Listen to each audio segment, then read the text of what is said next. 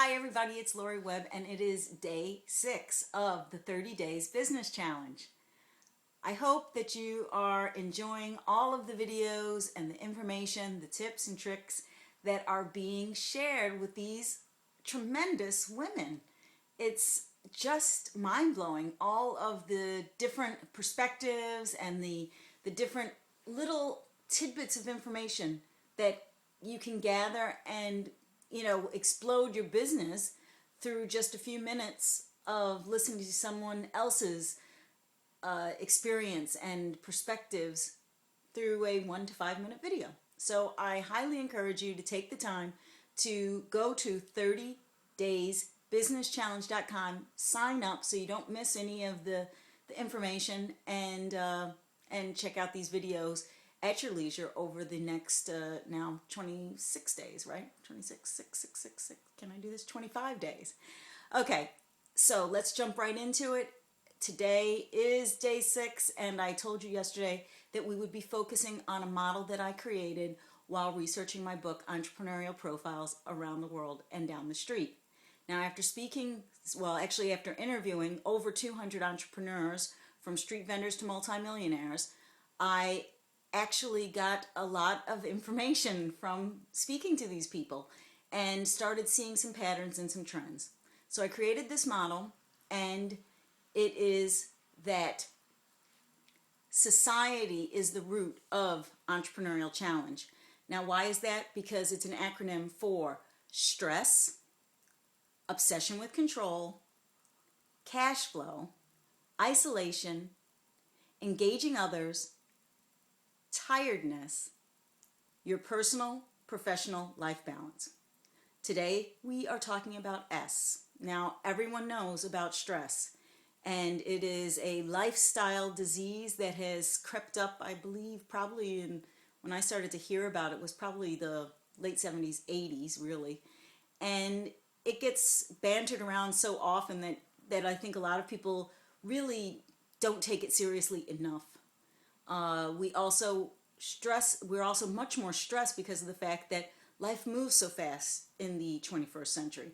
We're on call virtually 24/7, whether we'd like to admit to it or not. We are pretty much plugged in everywhere we go. It's the rarest entrepreneur that isn't somehow on grid or accessible. And because we are entrepreneurs, our business is integrated with our life.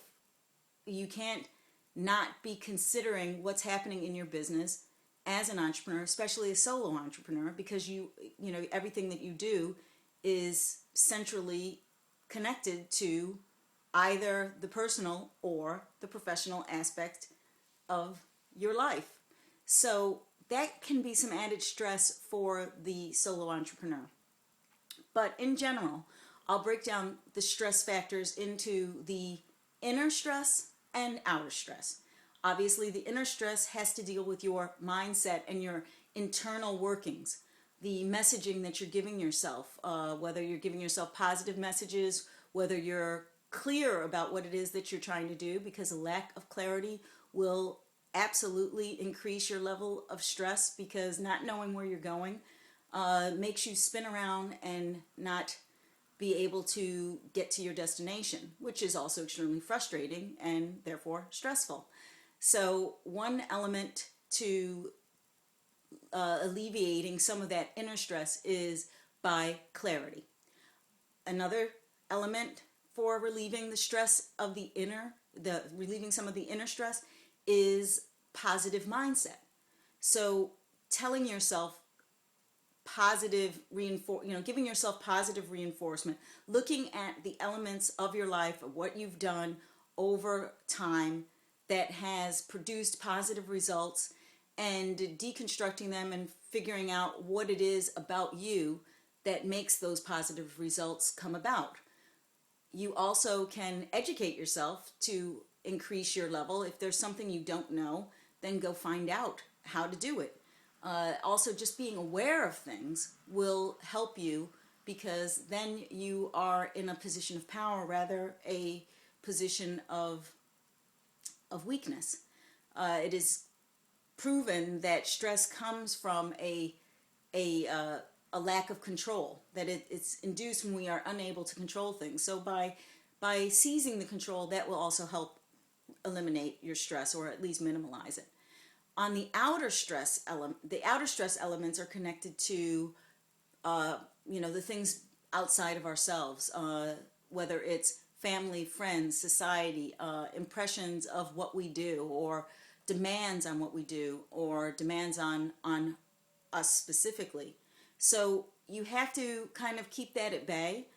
You have to, of course, in any kind of relationship, whether that's your personal relationships or your professional relationships, you're going to have to acknowledge what the other party wants or needs, and you will have to try to give at some level. We'll have to try to share and connect and provide some kind of back and forth with that person, but by not taking comments so personally, by not being so strongly influenced that it goes against your own intuitive feeling about what it is that you're doing, that will also eliminate or minimize your stress. So I have kind of, I've addressed the two main things: outer stress, inner stress, and how you can improve these things by making yourself aware, being clear about what it is that you're trying to accomplish, looking at your positive traits and focusing on that, breaking down the actual details of a problem, deconstructing it, and figuring out how to either get the answers so that you can fix them yourself, or get access to resources that can help you fix those things. That was S for stress. Tomorrow we will be addressing obsession with control. So I hope that you enjoy the rest of your day, and I look forward to talking to you again tomorrow. Cheers.